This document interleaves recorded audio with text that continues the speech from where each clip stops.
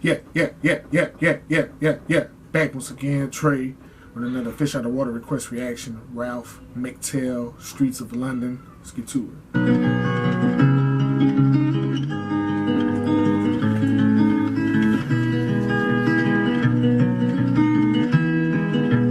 Have you seen the old man in the closed down market, kicking up the paper with his worn out shoes? In his eyes you see no pride, and held loosely at his side, yesterday's paper telling yesterday's news.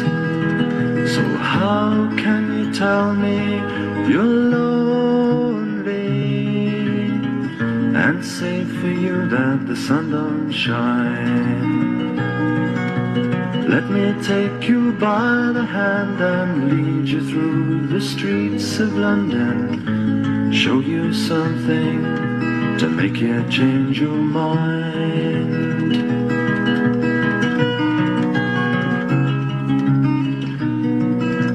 Have you seen the old girl who walks the streets of London, dirt in her hair and her clothes in rags?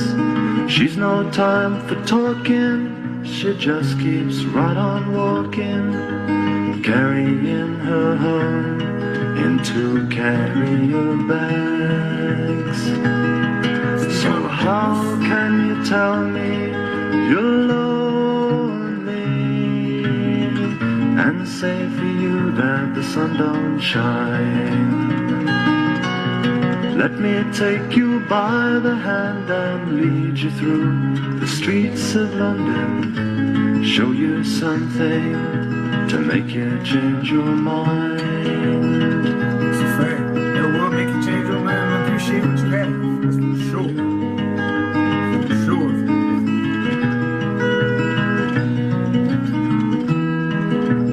In the all-night cafe at 11:15, same old man sitting there on his own, looking at the world over the rim of his teacup. Each tea lasts an hour and he wanders home alone. So how can you tell me that you're lonely and you say for you that the sun don't shine? Oh, let me take you by the hand and lead you through the streets of London.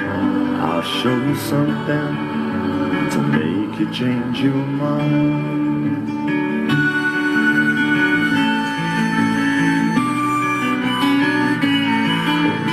Have you seen the old man outside the seaman's mission? Memory fading with the metal ribbons that he wears.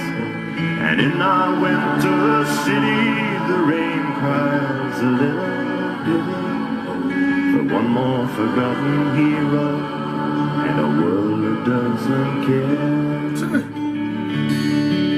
So how can you tell me you're lonely and just say for you that the sun don't shine? Let me take you by the hand and lead you through the streets of London. I'll show you something to make you change your mind. Were you ever tempted to call the streets of London the streets of Paris, Ralph? Well, absolutely, it was going to be that. And I had it in my mind that that would have a lovely ring to it. And then I started thinking, somebody reminded me there was a song called The Poor People of Paris, or a tune called The Poor People of Paris. And I thought, well, if you know, this situation is not just confined to this city, it's everywhere, and London, which I know even better, has, you know, just the same characters, different in a different circumstance, different location. So I just started reworking it. But I have, hand on heart, I don't think it would have been written had I not been here. And certainly the tune was here. I remember I mentioned earlier about you know, all the musicians around, was a guitar player called Gary Peterson, and said to me, "That's a pretty tune, man. You should write some words to it, you know." And so it started off about Paris and metamorphosed into London, you know. When you wrote it, you were part of an alternative culture, but the song went on to achieve mass appeal. How does that make you feel? A little bit weird, actually, yeah. I would have liked it to have been a bit more left field, you know, than that. But, you know, if it is viewed as a pop song, let's hope it's a pop song that makes people have a think. Because there's a wonderful world of music and words out there that aren't just, you know, what they sound like when you first hear them. They're worth looking at again. Do you believe the song will outlive you? I think it will, yeah. I do. I mean, I don't want it to sound vain, but I just, you know, people still covering it, you know, still picking up the old cover version even now. And I also have the added little pleasure of knowing that the song is actually used as a teaching aid, not just in schools now, but for young guitar players. You'd be amazed how many rock and roll, hard-bitten rock and rollers come and say, "You know, it's the first tune I ever learned to play," and I think, "Oh, really? Oh, that's quite nice as well." So it seems one song seems to fit most purposes somehow. So I'm pretty pleased about that. It's called Timeless. It's called Timeless. So how can you tell me that you're lonely? And you said for you that the sun don't shine. Let me take you by the hand and lead you through the streets of London. I'll show you something to make you change your mind.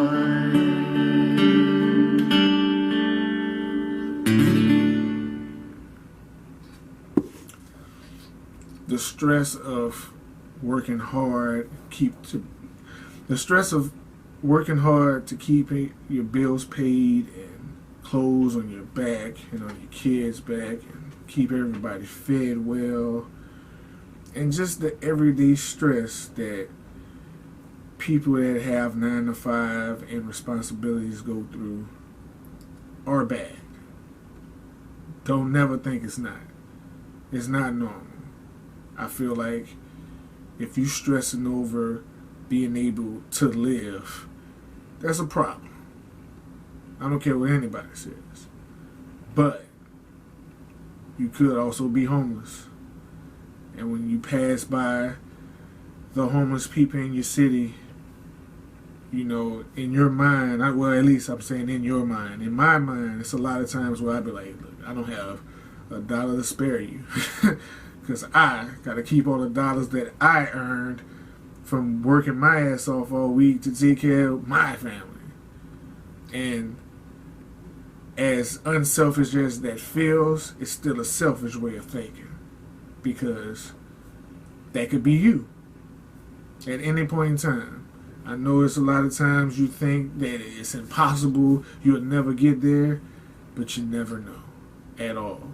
So even if you buy a homeless person a meal and you don't give them money, or you just give them a shirt or something, look out for them. You never know what they went through to get there, and you would want somebody to do it for you if you was in that position.